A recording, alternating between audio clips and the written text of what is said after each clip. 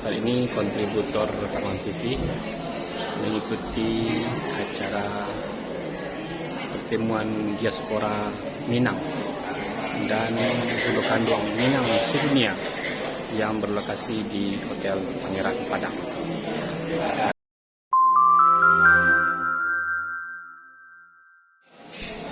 Bismillahirrahmanirrahim. Assalamualaikum warahmatullahi wabarakatuh. Pemirsa Dulsana Kamang TV, kembali kita bertemu dengan Dulsana kita Pak Iramadi Irja.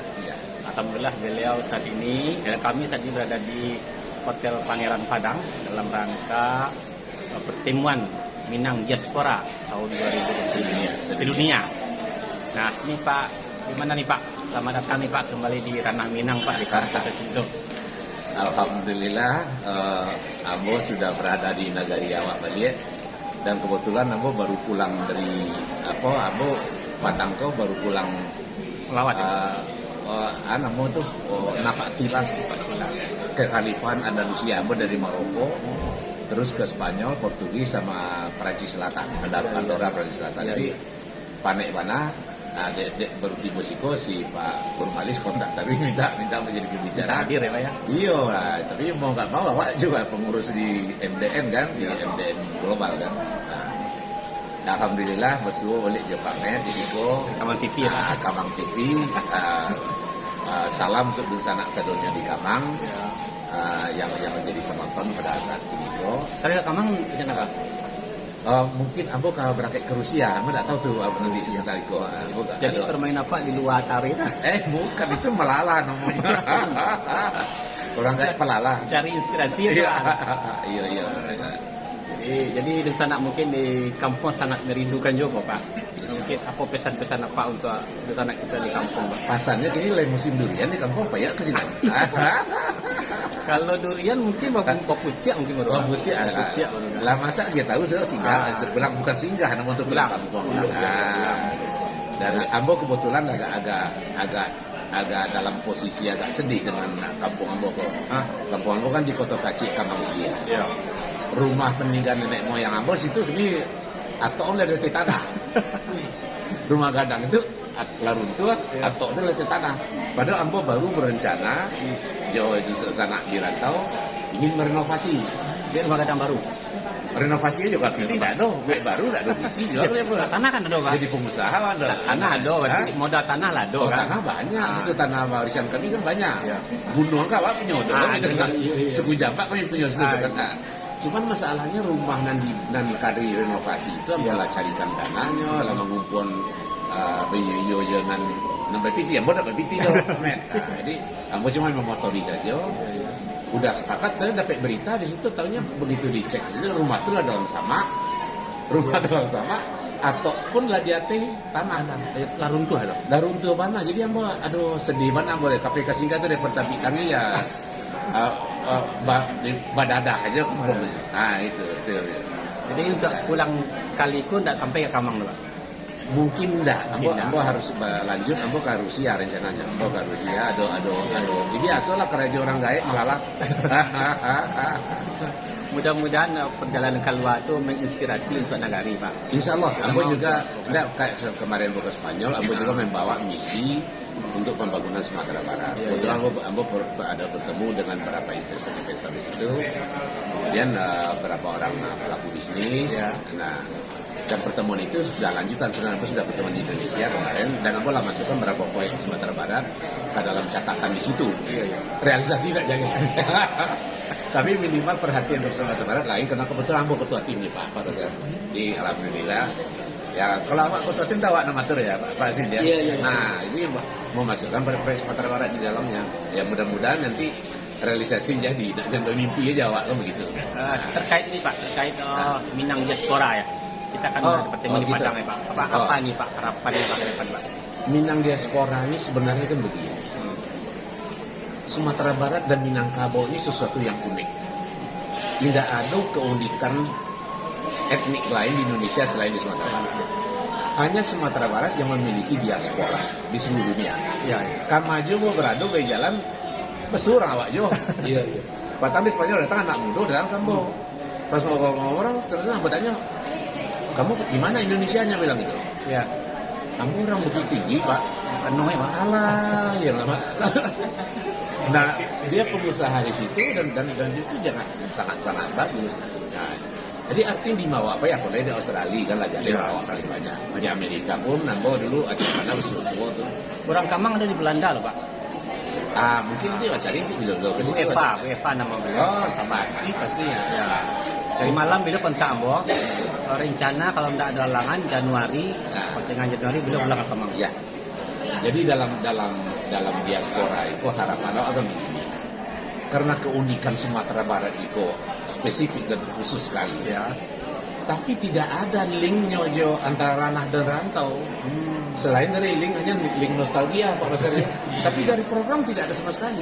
Nah, itu yang kita inginkan, bahwa ada yang mewadahi hubungan dari ranah dan rantau. Nah, itu wadahnya contoh sederhana aja lah. Di Minang, orang Minang kan banyak di luar itu kan sebagai akademisi, kemudian sebagai pengusaha. Sampai kini tidak ada itu. Padahal jale awakku talenta orang Minang itu orang Panggaleh, saudagar kan Pak. Nah, tidak ada upaya sama sekali secara terprogram di Sumatera Barat itu bagaimana mengembangkan perdagangan. Nah, dibicarakan ribu aja masalah investor tuh kalau di tipikal di Minang itu kan tipikal begini. Tidak bawa cerita di situ ya. Tipikal ekonomi Minang itu kan UMKM. Ya, UMKM itu bukan pertumbuhan ininya. Parameter yang paling penting itu penting, tapi yang paling penting itu apa parameter pemerataan. UMKM di Sumatera Barat itu Pak, hampir 100% ekonomi Sumatera Barat itu UMKM penggeraknya. Nah, dari UMKM 100% itu 98% adalah mikro, usaha mikro. Nah, masa kebijakan kebijakan korporasi kan bodoh tuh. Nah, kalau ingin korporasi silakan, tapi sambilan. Korporasi semen Padang sebetulnya. Nah, lain enggak dulu. Nah, makanya fokuslah Pemda itu ranah dan rantau itu untuk mengembangkan UMKM bersama. Nah, UMKM apa? Contoh nih Pak Aswin dari Malaysia. Itu dari dulu yang namanya perdagangan internasional Minangkabau dan Malaysia itu hidup sekali melalui Melaka. Bahkan yang utara saya di Pineng. Nah, Pulau Pineng itu yang mendirikan adalah pedagang-pedagang Indonesia, orang Minang. Nama Datuk Janatom namanya. Iya, Datuk Janatom. Cucu Datuk Janatom itu kan jadi presiden Singapura pertama itu, Pak Yusuf Isak. Nah, itu orang Minang pendirinya Pulau Pineng, jangan dikira orang Inggris yang bangun itu. Nah, itu tuh tidak dikelola Jawa di Sumatera Barat. Padahal talenta awak Manggale. Dia aja nyukup petani. Namanya kan nyambung. Petani, tapi mungkin tidak terlalu besar. Jadi itu dua anak lain. Oke, cukup dari Sobat. Cukup ya, kita bayang Pak. Nanti kita ikuti nanti. Kita ikuti nanti ekspos ya. Ya, ekspos dari Pak Irama Dirja dalam. Itu kan seketek aja. Itu kan interaktif kayak. Palape apa namanya palape teragat di sana. Iya. Jadi terakhir mungkin penutup dan bukan penutup mungkin nanti lanjutkan. Salam buat duta-duta di Kamang. Ya. Ambo anak cucu orang Kamang. Dan dilupuhkan ambo orang Kamang gua. Darah Kamang mengalir ya. Baju kok darahku darah Kamang ambo. Di bagak ambo bagak Kamang kok Pak. Yang Kamang tuh pahlawan Kamang. Iya. Orang Kamang tuh bagak. Nah, ambo tabau bagak tuh dia mau. Tanya lah beliau lah mau ikut ambo Pak. Hanya tahu pokok kamu pernah pimpinan Sumatera Utara dan Aceh Pak, takut sedonya bodoh Pak. Orang Kamang. Ya itu dulu ya. Salam. Terima kasih Senang Kamang TV. Wawancara singkat kita dengan Pak Irama Dirja. Terima kasih. Assalamualaikum warahmatullahi wabarakatuh. Waalaikumsalam Pak. Assalamualaikum warahmatullahi wabarakatuh. Alhamdulillahirabbil alamin wassalatu wassalamu ala asyrofil anbiya'i wal mursalin wa ala alihi wa sahbihi rasulillah ajmain. Asyhadu an la ilaha illallah wa asyhadu anna Muhammadan abduhu wa rasuluhu. Yang sama-sama kita hormati Presiden Minang Diaspora Network Global Profesor Fazli Jalal beserta Sekjen, Bendahara dan seluruh pengurus MDN yang baru saja beberapa waktu dilantik. Hadir juga senior-senior kita, Dewan Penasehat, Dewan Pembina, Dewan Pakar, dari hari Senin sampai sekarang. Dan dari mukanya kelihatan bahagia. Jadi Prof, sepertinya kegiatan seperti ini harus secara reguler minimal sekali setahun. Sebab bapak-bapak ibu-ibu kita senang sekali saya lihat mengikuti dengan antusias kegiatan ini dari awal sampai selesai. Tentu secara khusus yang tidak pernah capek-capek saya lihat Direktur Eksekutif Pak Burmali Siryas di setiap kegiatan sampai rambut pun berkurang, sibuk memikirkan bagaimana Minang diaspora ini selalu kompak dari waktu ke waktu. Terima kasih dan sekali lagi aplaus untuk kita semua. Bapak Ibu para hadirin yang berbahagia, penghormatan saya kepada kita semua. Silakan Pak Hasril Caniago langsung menempati tempat yang sudah disediakan. Pada sesi ini sesi terakhir. Sesi ini sesi pamungkas. Kita sudah bahas mulai dari investasi, pendidikan, agama, kemudian ditutup dengan sesi yang mengambil tema peran politik tokoh-tokoh Minangkabau dalam kancah politik nasional dan internasional, dulu, sekarang, dan akan datang. Jadi tema kita pada sore ini tema yang melintasi ruang dan waktu. Kita bicara masa dulu, hari ini, dan masa depan. Ini tema yang sangat luas sekali. Bapak Ibu sekalian yang kami hormati, kami perkenalkan narasumber dari sebelah saya. Beliau adalah Mayor Jenderal Dato Amir Guntur Baharudin.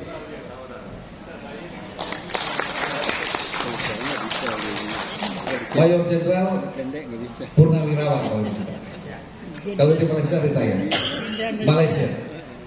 Jadi luar biasa tokoh Minang ini, beliau Mayor Jenderalnya di Malaysia. Sekali lagi tepuk tangan untuk beliau. Dan hadir khusus untuk kita. Yang kedua, narasumber kita saya perkenalkan Bapak Dr. Iramadi Irja. Beliau malang melintang, lama berdinas di Bank Indonesia, kemudian aktif juga jadi narasumber baik di dalam negeri maupun luar negeri, berdomisili hari-hari di Yogyakarta. Beliau termasuk pakar ekonomi politik. Tepuk tangan sekali untuk beliau.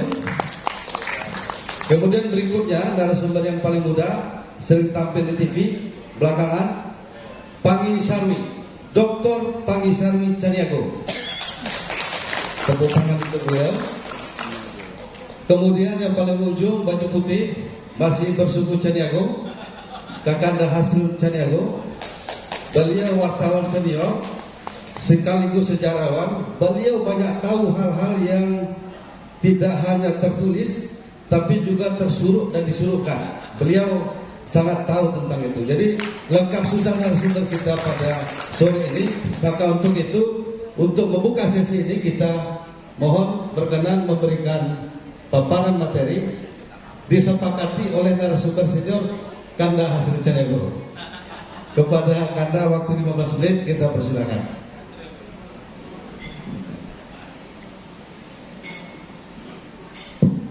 Bismillahirrahmanirrahim. Assalamualaikum warahmatullahi wabarakatuh. Ini moderatornya enggak moderator, Pak. Enggak sama bare. Baik, terima kasih yang saya hormati senior-senior kita. Topiknya sebenarnya berat ini. Yang paling pantas sebenarnya kalau bicara itu Pak Taufik. Jadi tadi Pak Taufik sempat saya duduk di sebelah beliau. Ketika ada dipertanyakan oleh Pak Musliar Kasim tadi, mungkinkah pendidikan kita melahirkan lagi ya tokoh-tokoh seperti Bung Hatta, Tan Malaka, Sahrir, Yamin, Natsir dan lain-lain, banyak sekali ya yang membuat waktu itu ya Minangkabau itu sangat dominan lah ya, di pentas nasional kita di awal kemerdekaan itu. Jadi Elizabeth Kraft dalam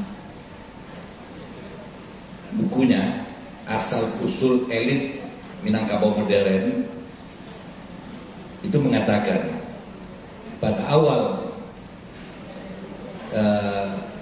kemerdekaan Republik ini sangat sedikit orang yang mempunyai kemampuan teknis untuk mengelola negara yang baru merdeka ini.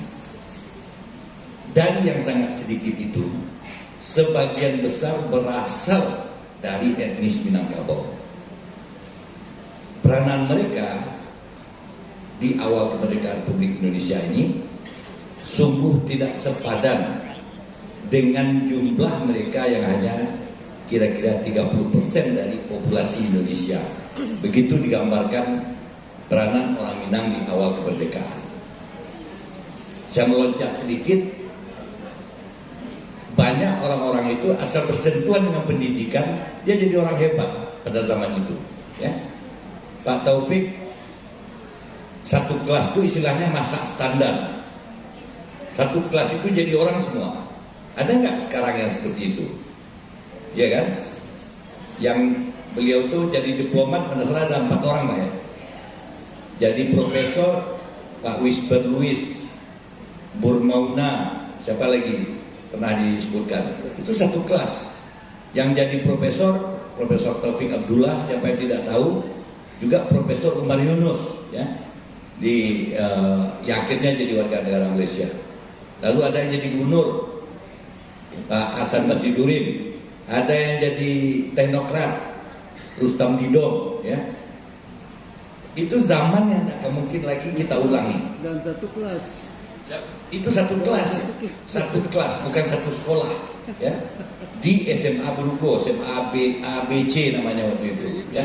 Itu satu kelas itu bisa jadi semua. Ini hal yang akan terulang, sama juga seperti yang diungkapkan oleh Elizabeth Brett, itu tidak akan terulang lagi ya. Karena situasinya, konteksnya juga sudah berbeda. Nah, kalau kita baca sejarah, ini seharusnya menjadi motivasi bagi kita. Orang Minang itu pernah dicatat ya, kalau kita buka mata uang ASEAN ini, itu ada 3 mata uang negara itu yang menggunakan gambar orang Minang ya. Pertama, ringgit Malaysia. Itu tidak seperti uang kita, semuanya itu gambarnya hanya Tuanku Abdul Rahman. Itu yang di Pertuan Agong Malaysia yang pertama ya. Raja Negeri Sembilan. Detanya, saluanya itu asli Minang. Namanya Deta dan tak sudah. Di sana sebut selok ya, atau Desta. Jadi mahkota Raja Malaysia itu lambang Minangkabau, simbol Minangkabau. Yang kedua, Tun Yusuf Isa. Itu di semua uang ringgit Malaysia. Uang dolar Singapura. Itu gambarnya Tun Yusuf Isa, presiden pertama Republik Singapura ya. Semua dolar Singapura. Kecuali satu kemarin ini, untuk peringatan pertempuran Bukit Candu, dimuatlah foto dalam uang $20 Adnan Saidi. Adnan Saidi itu orang apa angke? Orang Panampo Biaro ya. Nah, pahlawan pertempuran waktu zaman Jepang. Orang Minang juga. Jadi disimpangkan sedikit orang Minang juga. Kemudian uang rupiah ya. Uang rupiah itu yang paling tinggi itu Soekarno-Hatta ya sampai sekarang. Jadi ada 3 orang Minang. Apakah sejarah seperti itu akan bisa diulang lagi dengan tokoh-tokoh yang lahir ya generasi belakangan? Rasanya sulit ya. Sulit. Banyak hal mungkin bisa kita diskusikan tentang itu. Nah, tapi yang jelas ya, memang di zaman awal kemerdekaan itu mereka adalah produk pendidikan dekade pertama, kedua, dan ketiga abad ke-20 ya. Itu mereka tidak satu sumber, tapi umumnya memulai pendidikannya di Sumatera Barat, di Minangkabau. Kecuali Sahrir ya. Sahrir itu hanya masa kecil lahir di Padang Panjang, kemudian lebih banyak di Medan, kemudian AMS-nya di Bandung ya. Tapi Pak Naksir, Tan Malaka itu satu dari 2 yang direkomendasikan untuk melanjutkan sekolah ke Belanda ya. begitu hebatnya mereka. Satu lagi namanya Baginda Dahlan Abdullah. Nah, Baginda Dahlan Abdullah itu berasal dari keluarga kaya di Pariaman. Tapi Tan Malaka itu dari keluarga yang ya sederhana lah zaman itu. Tapi Horensma, kepala sekolahnya di Quick School Bukit Tinggi, datang ke Suliki membicarakan dengan engku-engku para pemuka Suliki. Bikinlah suatu dana supaya anak ini bisa sekolah ke Belanda. Sebagian nanti dia yang menjamin pada direktur sekolahnya, begitu dia ingin melihat Tan Malaka itu bisa bersekolah ke Belanda. Dan akhirnya jadi kan semua. Ya. Dan mereka juga Pak Nasir. Sehingga pada awal revolusi itu kalau kita baca seri yang diterbitkan oleh Tempo, seri Bapak Pendiri Republik, ada 4 yang dijuluki sebagai Bapak Pendiri Republik. Bukan kita yang mengatakan, itu majalah Tempo berdasarkan riset penelitian mereka, lahirlah seri 4 buku. Siapa 4 Bapak Republik itu? Soekarno, Hatta, Sahrir, dan Malaka. Tidak ada yang lain kan? Tidak ada yang lain. 3 diantaranya orang Minang. Nah, kalau saya pakai ungkapan Pak Taufik, siapa orang Minang? Bertali darah, bertali adat, itu kata beliau kepada saya. Soekarno itu juga orang Minang, karena dia sudah bertali adat, beristri kan orang Minang gitu. Jadi orang Minang semua itu yang pendiri Republik itu. Itu zaman itu yang tidak mungkin lagi kita ulang ya. Karena pada zaman itu pusat perhatian orang hanya kepada posisi-posisi pergerakan, pemimpin-pemimpin pergerakan ya, pemimpin negara. Belum ada lagi tokoh-tokoh yang lain yang diperhitungkan orang. Sekarang kan banyak sekali, luas sekali kan. Ada tokoh bisnis, miliarder, orang terkaya 100 Indonesia, ini segala macam. Banyak sekali tokoh itu sekarang, ya kan. Nah, pada zaman itu belum ada. Mendirikan NKRI itu orang Minang. Banyak orang tidak tahu. Kita itu menerima kedaulatan dalam bentuk negara serikat, Republik Indonesia Serikat ya. Itu 15 negara bagian, walaupun yang terpenting dan terbesar itu adalah RI dan 16 dan 15 yang lainnya, ya kan? Nah, siapa yang mengembalikan itu? Itu dilakukan oleh orang-orang Minang secara sadar. Kita baca misalnya buku Delia Rano yang jarang dibaca orang, Knip Sejarah Parlemen Indonesia 1945-1950. Di situ sangat jelas orang Minang itu dengan sadar ya, dia tahu tidak bisa menerima negara serikat itu, sehingga ada perdebatan keras di dalam Knip waktu itu untuk menerima. Belanda sudah menerima, Parlemen Belanda sudah menerima hasil KMB, tapi Parlemen Indonesia tidak, belum mau gitu. Itu orang Minang yang berperan akhirnya. Karena kalau tidak diterima hasil KMB, berarti mempermalukan Bung Hatta sebagai ketua delegasi. Karena itu bermufakatlah mereka, ya. Saat ketua Knip, Pak Nasir sebagai ketua fraksi Masumi, ya. Dr. Halim sebagai badan pekerja, dan beberapa yang lain itu mengatakan ini harus kita perjuangkan. Masa kita permalukan Hatta di depan apa? Akhirnya memang berhasil diloloskan dengan suara 160 sekian lawan 32. Tapi ketika kabinet Halim dibentuk dengan Asad sebagai presiden, PJ, pemangku jabatan presiden, kalau belakangan ditulis sementara, dalam SK-nya tidak ada sementara, itu pemangku jabatan presiden, tidak ada sementara, ya. Ditunjuk Halim sebagai Perdana Menteri. Program pertamanya adalah mengembalikan negara kesatuan dari 9 program itu. Dan itu ditawari oleh Bung Hatta, Pak Nasir menjadi Menteri Penerangan lagi, ya. Di dalam kabinet RIS, Perdana Menterinya adalah Bung Hatta, kabinet RI Perdana Menterinya Dr. Halim. Pak Nasir setengah bergurau mengatakan, saya tidak bersedia. Kenapa? Kata Bung Hatta. Karena saya tidak bisa menjelaskan kepada rakyat tentang hasil-hasil KMB yang diterima oleh delegasi yang dipimpin oleh Bung Hatta. Tapi bukan itu yang maksud saya, ingin berjuang di dalam parlemen RIS untuk membubarkan RIS. Itu misi Pak Nasir, itu jelas-jelas dia katakan. Ya. Dia ingin yang jelas tentang negara ini. Gitu. Nah sekarang kita kan nggak punya lagi orang-orang seperti itu. Ada nggak yang punya konsep jelas? Oh, kita nggak setuju sistem atau konsep seperti sekarang. Ada nggak yang punya alternatif yang bisa menawarkan? Nggak ada. Dulu orang-orang itu mereka dihormati, berperan dan akhirnya diikuti karena memang mereka punya visi, konsep dan langkah-langkah yang jelas. Gitu. Jadi bukan bisa kita sederhanakan seperti dikatakan kepala dinas pendidikan tadi, nah sistemnya tidak memungkinkan, bukan itu, ya kan? Nah, itu juga yang terjadi. Misalnya ketika pemilihan, kenapa Raja Negeri Sembilan itu yang jadi yang pertama jadi yang di Pertuan Agong Malaysia? Karena dialah yang paling tinggi pendidikannya, ya kan? Dia Pak Firdausnya. Tentu Abdul Rahman itu orang yang pernah bersekolah di Inggris, ya. Yang lain itu raja-raja itu pendidikannya tradisional saja. Jadi akhirnya orang memang kualitas juga yang menentukan, bukan karena kekuatan one man one food-nya, suara Negeri Sembilan itu negara bagian besar, tidak. Karena raja-raja yang lain itu mengakui memang Raja Negeri Sembilan itu yang kualitas pendidikannya, visinya tentang negara segala macam itu sangat kuat. Saya kira itu yang kurang sekarang pendidikan kita, melahirkan orang-orang yang mempunyai visi, konsep, ya, keyakinan dan kemampuan, ya, kemauan untuk menjalankannya.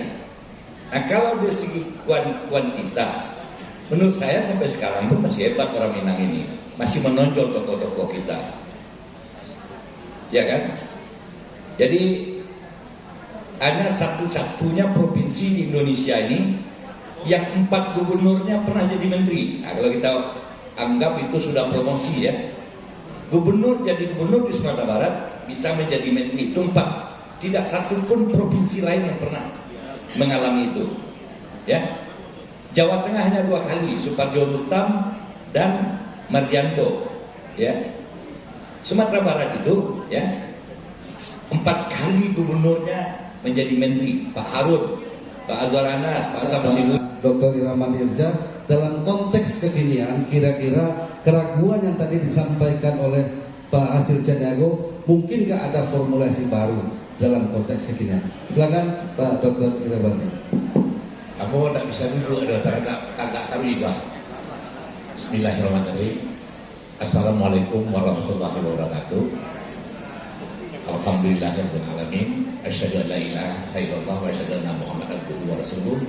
Allahumma shalli ala Muhammad wa ala alihi washabbihi ajmain. Yang terhormat senior Ramo Pak Fasli Jalal, kami bersuah pada hari yang lalu di Jakarta. Pak Burmalis nanda debu-debu pada mana Dominico Pak Presiden. Kamu mohon maaf, kamu baru sampai di Padang, ketemu Pak Dekbana acaranya. Jadi mau nggak mau harus hadir kok. Soalnya kok penting sekali acara itu. Baik, tolong aku caption yang buat tiga apa saja. 3 caption aja, nggak capek ya. Ini judulnya Kader Polisi Minang. Nah, aku ambil ini kok. Kan tadi kita ada Pak Asril tadi terlalu luas materinya. Dulu, kini dan yang akan datang. Abu Pasampi, mau ambil yang akan datang saja. Kader Polisi Muda Minang masa mendatang dari perspektif ekonomi politik. Nah ini agak lain. Kalau beliau sejarah tadi, Ambo perspektif ekonomi politik. Jadi mohon bapak-bapak sekalian, kita coba cermati. Tadi yang dikenalkan nama Ambo Iramadi Irja. Ambo adalah analis ekonomi politik. Kemudian juga mantan pegawai Bank Indonesia. Jadi orang bank tapi belajar politik. Nah tapi tapasola mengikuti Pak Burmali sebenarnya. Kami satu alumni. Oke lanjut deh. Nah, aku sederhana aja ingin menyampaikan, tapi polanya nampak ya. Yang disampaikan oleh beberapa pembicara tadi mulai pendidikan dan modal tadi selalu menginginkan membangkit batang karang. Selalu. Barusan Pak Asri itu kami sebenarnya itu dibesarkan dari sumber yang sama. Beliau dari koran haluan, wartawan jadi wartawan senior. Ambo juga bapak Ambo juga wartawan senior haluan. Jadi namanya sekolah Ambo itu PT haluan. Bisa mau kami sebut, tapi beliau lupa ya bohong kali. Ya. Nah kemudian Kami ingin gambarkan kepada Bapak sekalian, dari perspektif ekonomi politik, kami ingin gambarkan yang kuning itu adalah uraiannya saja. Kemudian yang putih, yang hijau, politisi Minang yang jadi acuan politisi muda Minangkabau, politisi putih istilahnya politik. Jadi itu acuannya nanti itu yang disampaikan oleh berbagai pihak tadi waktu seminar pendidikan tadi juga disinggung. Kemudian yang sebelah situ komparasi saja, politisi hitam. Supaya jalan dan hijau kok bobo dan hitam situ. Jadi bagaimana membedakannya? Ditolong Bapak dan Ibu sekalian. Uraian pertama filosofis. Nah ini filosofis politisi Minang itu harus ABS SBK dan akhlak. Harus. Nah nanti aku jalekan kenapa itu penting sekali. Kemudian di politisi hitam itu namanya post truth. Nah nanti kalau ada pertanyaan kita bahas di post truth apa. Nah agak berbeda tuh, jauh berbeda sekali. Nah kemudian masuk yang kedua, value-nya, nilainya. Nilainya apa? Yang nomor 2, untuk politisi putih yang akan jadi acuan orang Minang, mengkaderkan politisi Minang, muda Minang, dasar value-nya adalah kebenaran dan kejujuran. Nah ini kebenaran dan kejujuran itu penting. Nah, kemudian yang hitam apa? Transaksional dan kepentingan. Ini Adinda Pangi ini paling tahu persis itu. Jadi untuk yang sana posterus adalah transaksional dan kepentingan. Kalau itu kebenaran dan kejujuran. Kemudian modal dasar. Apa modal dasar kita orang ini yang lakukan? Pertama adalah kecerdasan spiritual. Harus dasarnya kecerdasan spiritual, bukan kecerdasan rasional saja.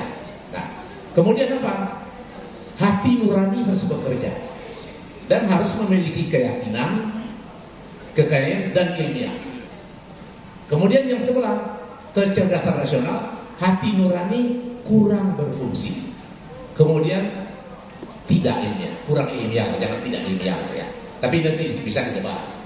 Kemudian yang keempat, tujuan dan orientasi. Tujuan orientasi untuk politisi putih yang jadi acuan kita orang Minang adalah maslahat, kebaikan semua orang. Kemudian umat, bangsa dan negara untuk kedaulatan rakyat. Jadi untuk umat, bangsa. Nah, kalau sebelah apa? Kepentingan pribadi, keluarga, kelompok, keuntungan politis, kekuasaan dan materi. Berbeda sekali Bapak dan Ibu sekalian. Ini dari perspektif ekonomi politik. Nanti bisa kita diskusikan lebih dalam. Kemudian yang keempat, tujuan dan orientasi. Nah, yang keempat apa tujuannya? Action, yang kelima ya action. Apa yang harus bisa kita lakukan di mengkaderkan generasi muda Minang selanjutnya? Yang 5 ya, kaderisasi terpadu keluarga, TTS itu tunggu 3 sajarangan, kemudian sekolah atau kampus, kemudian menciptakan karakter, rasa malu, taat hukum, adil dan berimbang. Nah ini perlu bapak-bapak sekalian ketahui bahwa menciptakan politisi itu berbeda dengan menciptakan akademisi. Mereka itu tidak bisa instan, harus dilatih dari kecil. Banyak berorganisasi. Nah, arti karakter itu terbentuk di situ, makanya ada kaderisasi terpadu dari keluarganya sendiri, dari tuku tigo sajarangan itu nenek mama, alim ulama dan cedek partai harus ikut membentuk karakter ini. Kemudian sekolah dan kampus pasti, misalnya sering diadakan seminar membicarakan itu, kemudian dimasukkan misalnya sebagai ada mata kuliah tambahan untuk itu juga bisa. Kemudian untuk yang sebelah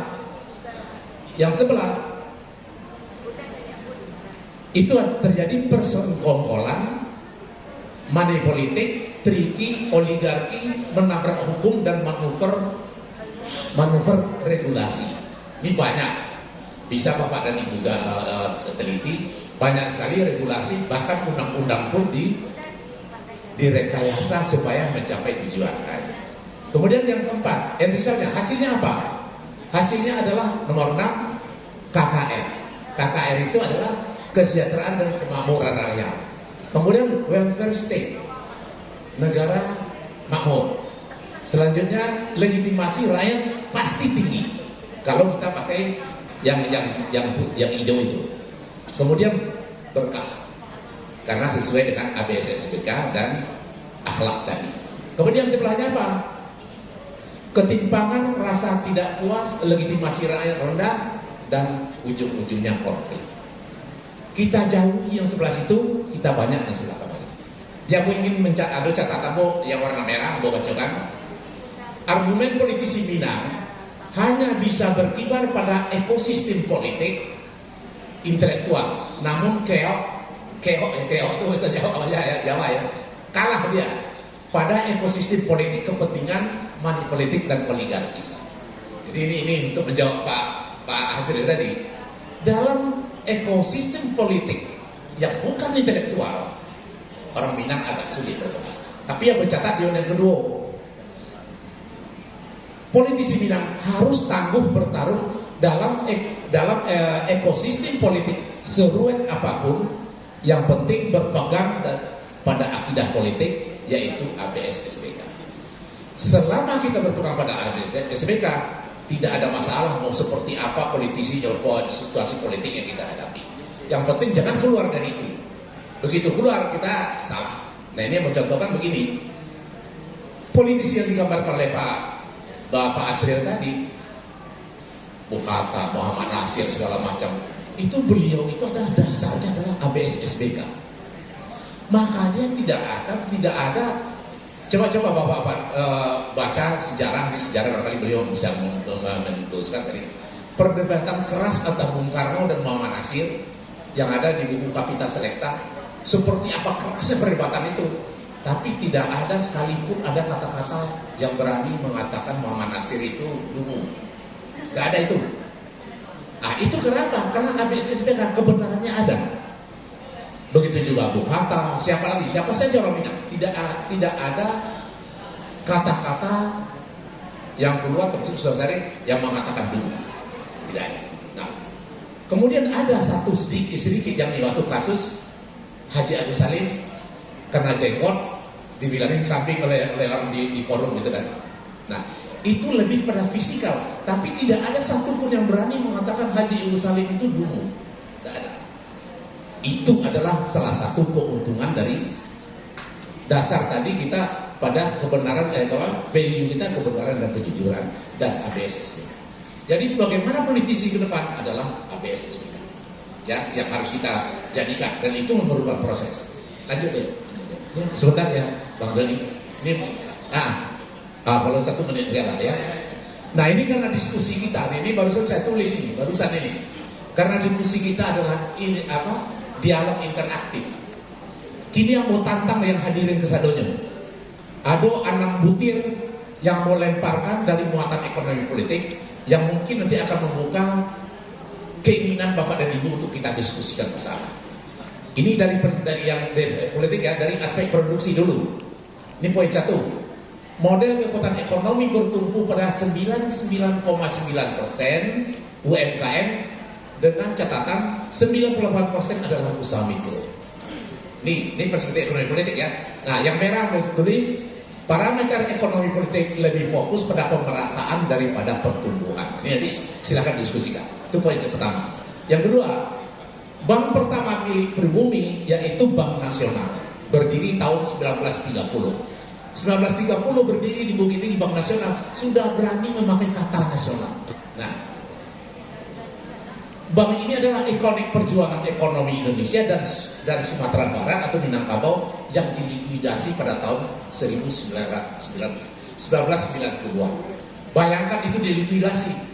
Bank yang ikonik bagi orang-orang Indonesia dan bagi juga orang Minang dilikuidasi oleh pemerintah. Nah, merahnya, kenapa orang Minang diam dan pasrah ikonik sejarah itu dilikuidasi? Tantangan buat Bapak Ibu sekalian. Yang ketiga, tanah wilayah merupakan kekuatan bergaining dalam investasi. Catatan merahnya, tanah wilayah dapat dikemas dalam pos penyertaan sejalan dengan lokal wisdom Minangkabau. Ini yang bertemukan waktu itu ketika aku pernah jadi magang di Minister of Finance di Beijing.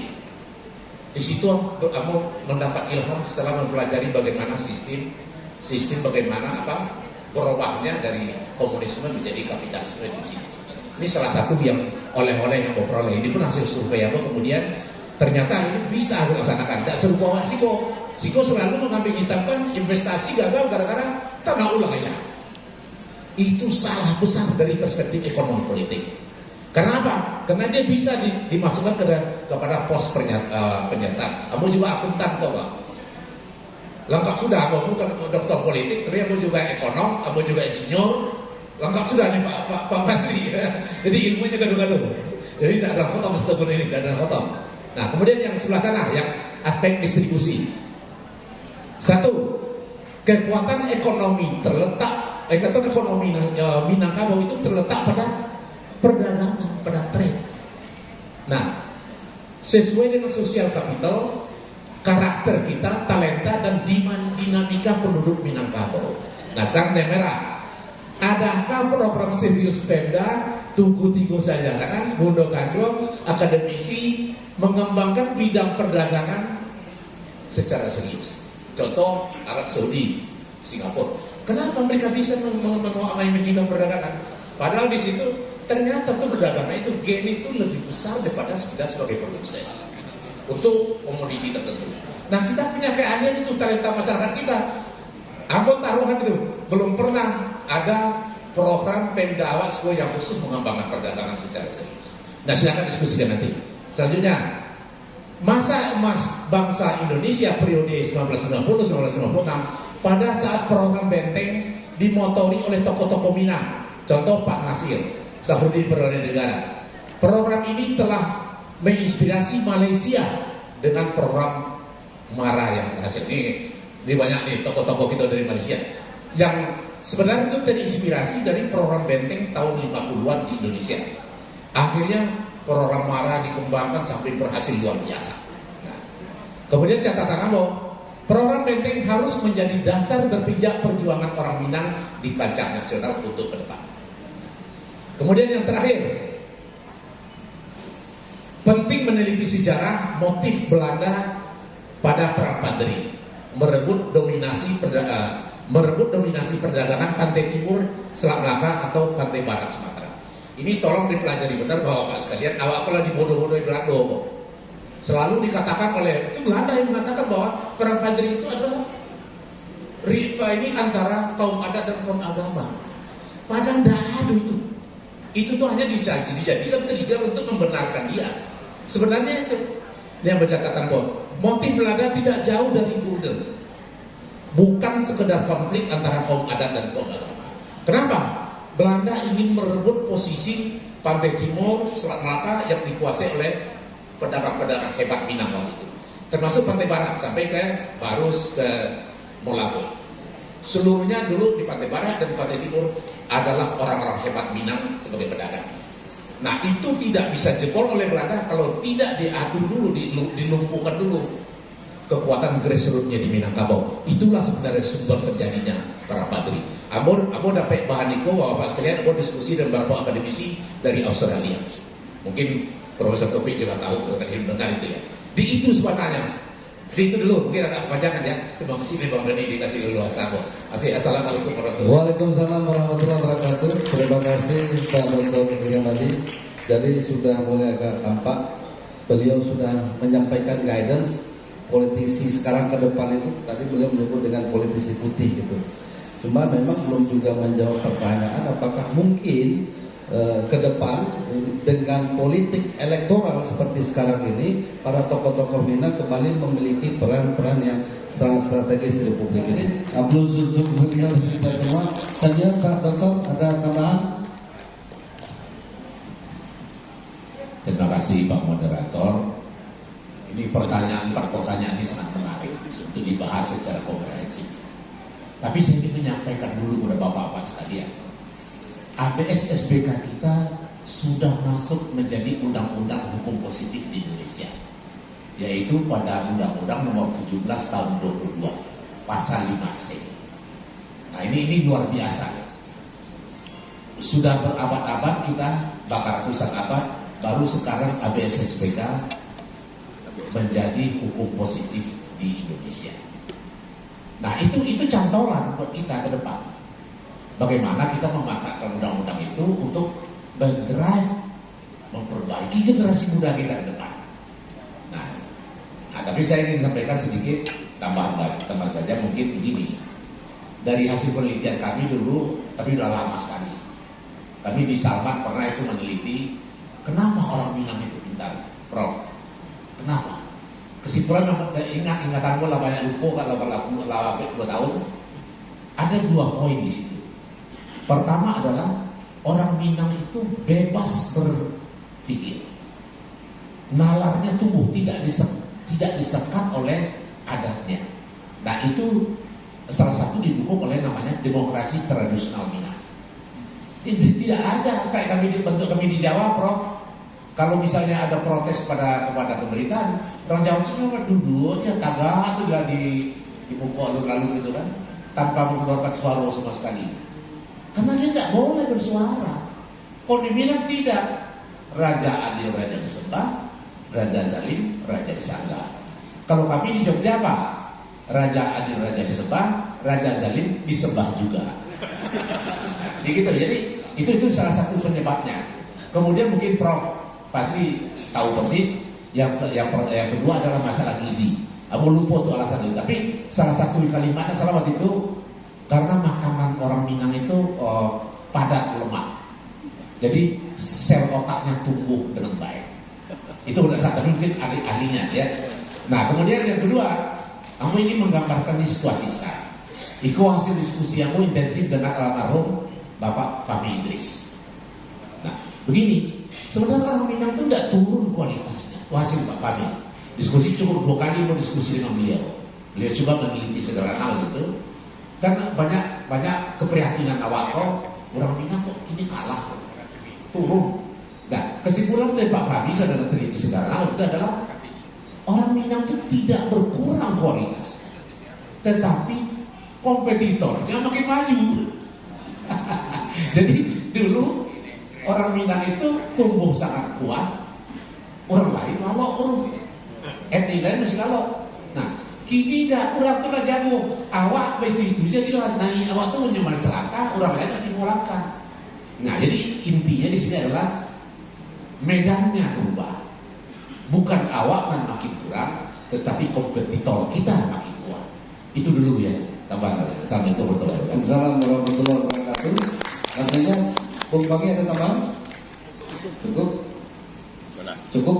Baiklah Bapak Ibu sekalian, para hadirin yang kami hormati, ini sebetulnya tema ini menarik sekali untuk dibahas lebih dalam. Tapi karena kita tambahan. Okay. Saya juga sering dulu mendapat pertanyaan dari termasuk kawan-kawan luar negeri. Katanya Minangkabau itu tanah gundukan doang, ya. Bahkan tak pernah ada jadi wali kota, bupati atau gubernur di Sumatera Barat gundukan doang, ya kan? Jawaban kamu sederhana. Lain tega awak, ibu awak, dusana pudusi awak ditangkap KPK. Ayo indah deh kan? Itulah kearifan gundukan doang.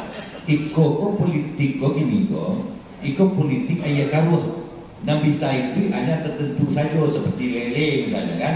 Tidak bisa gundukan doang waktu terjaga kesuciannya. Makanya tak cocok masuk ke politik dalam situasi kini. Nah, ini politik ayah karuh. Jadi jangan pakai hati lo kalau ada bertanya apa kau gundukan doang tak ada terpilih jadi wali kota, bupati, gubernur akan tidak cocok. Tak tega awak ada ibu awak, anak produksi awak atau anak produksi awak ditangkap KPK. Itu saja jawabnya. Terima kasih. Baik, terima kasih. Tepuk tangan untuk para narasumber dan kita semua.